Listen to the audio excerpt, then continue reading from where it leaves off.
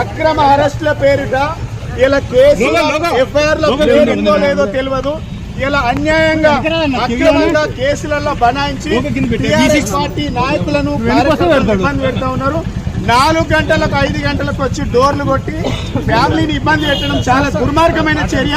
ప్రజాస్వామ్యం ఇస్తామని చెప్పినటువంటి ఈ కాంగ్రెస్ ప్రభుత్వం అప్రజాస్వామికంగా వ్యవహరిస్తా ఉన్నది. ఎస్సీ ఎస్టీ కమిషన్ చైర్మన్ చేసిన చట్టం అంటే ఏందో తెలుసు. నోటీసులు ఇవ్వకుండా ఎఫ్ఐఆర్ లో పేరు లేకుండా అరెస్ట్ చేయడం అని మేము తీవ్రంగా ఖండిస్తా ఉన్నాం. ఇది ప్రభుత్వం కుట్రపూరితంగా పెట్టేటువంటి కేసులు. ఎన్ని కేసులు పెట్టినా ఎంత నిర్బంధం చేసినా